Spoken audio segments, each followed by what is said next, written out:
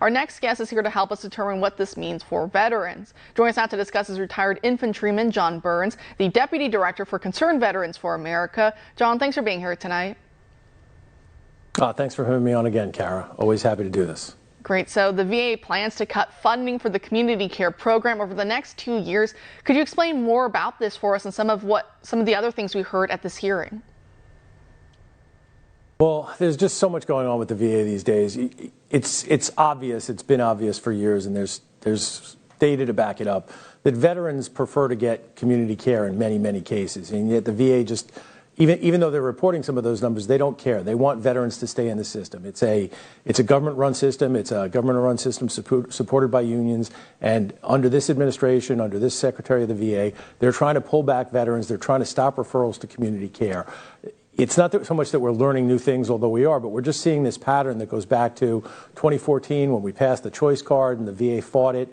You know, in 2018, we passed the Mission Act and the VA fought it, and they acted like they were going to behave and issue community care referrals. And as soon as COVID happened and they were able to pull it back, they started pulling it back. And then we have new revelations that another bill that Concerned Veterans for America worked to pass, the 2017 VA Accountability and Whistleblower Protection Act, is also on the chopping block at the VA. We discovered a memo from the Secretary of the VA saying that they're no longer going to use the accountability provisions in that bill to hold employees accountable because some of the courts don't like it and some of the boards don't like it, and it makes it harder for them to do it, even though that's what Congress told them that they should do.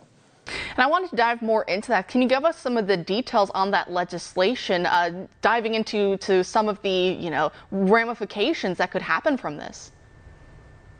Well, the VA Accountability and Whistleblower Protection Act of 2017 took the kind of the highline firing ability that the VA Secretary had for senior executive service level members of the VA staff after the 2014 bill passed. It took them and it brought them down to the rank and file provision, the rank and file echelon, so that any VA employee from the top to the bottom could be fired at the will of the VA Secretary, had to determine cause, but it streamlined the process. It made it easier to get, on paper, made it easier to get bad actors out of the system.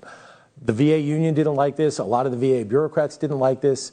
And what we've seen time and time again from the VA is they block and they try not to implement any bill that they don't like.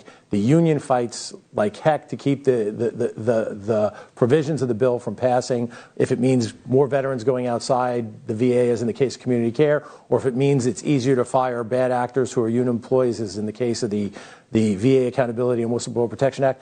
The VA and the bureaucracy and the union all kind of hold hands and block the will of Congress, essentially. The will of the American people is expressed through Congress. And what they end up doing is harming veterans, because it makes it harder for veterans to get care. It means that veterans are dealing with employees who shouldn't be there. It means that veterans aren't getting care when and where they want to see it, from whom they deserve to get it.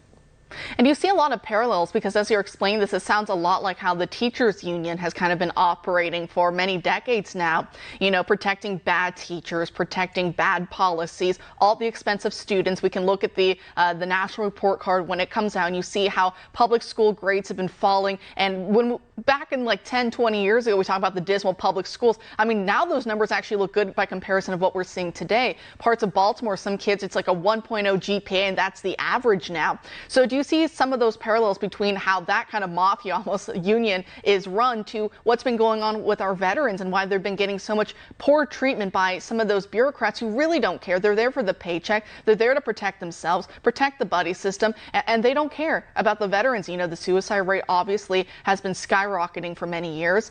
You see the conditions on base. A lot of these guys, when they were actively serving, living in moldy barracks, dirty barracks, not getting proper food, not getting proper rest. I mean, the list goes on. Some of the aircraft that they have to use, the Ospreys and others, some of the vehicles they have to use are not safe. A lot of them have, crash, and they have known flaws and known errors, but money's not going toward that. Money's not going toward to keep them safe. Money instead keeps getting redirected to bureaucrats. Do you kind of see some of those parallels?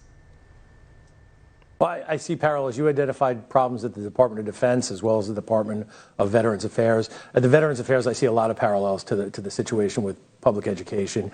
You see a bureaucracy and an employee workforce that conflates their self-interest, that identifies their own self-interests with the self-interests of the folks that they're supposed to be helping, whether it's children in schools or veterans seeking health care. The mission becomes not to help the folks seeking government aid, whether it's in healthcare or education, but the mission becomes to help the employee get what the employee wants, to help the bureaucracy expand. The difference, though, is that there are thousands and thousands, hundreds of thousands of school boards across the country. There's one Congress that can tell the VA to stop this, right? They can do things like examine bonuses. They can do things like examine the budgets of various offices, not just the overall VA budget, but the budget of the Secretary of the Department of Veterans Affairs, his assistant secretaries, his senior staff, their travel budgets. They can hold oversight hearings, right? They can hold hearings in the VA, the House Veterans Affairs Committee, the Senate Veterans Affairs Committee, if there's will there. They can hold hearings in the oversight committees, in the budgeting committees. So there's plenty of places that Congress can apply pressure, and we're asking Congress, especially the House Veterans Affairs Committee, to apply pressure and start this oversight process and start showing to the American people where the VA is not doing its job.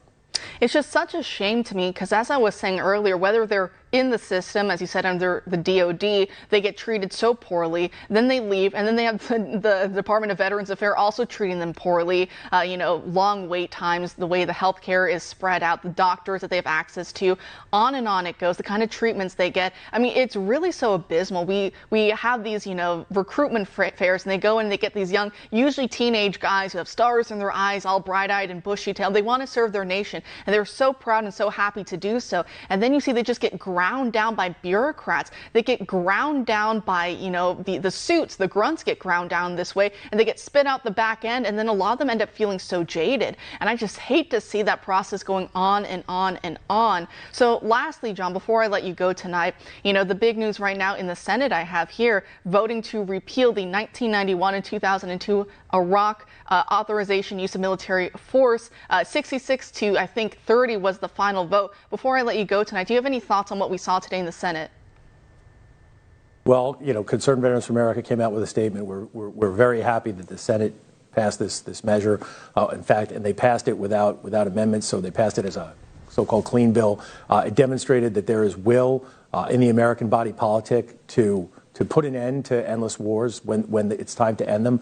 Obviously, the 1991 authorization for use of military force, its utility expired years ago. The 2002 authorization for use of military force, which led to my deployment to Iraq in 2004, has long outlived its usefulness. We have 2,500 troops there. This is a good signal to them that there are people in the American government who know it's time for them to come home. I hope that the House picks up the torch and passes a companion bill to this. There's a companion bill that's in the House. There are other bills that could match this instead, but we're really hoping that the House picks up the torch and signals to the American people and to the American service member that the Iraq war is over on paper.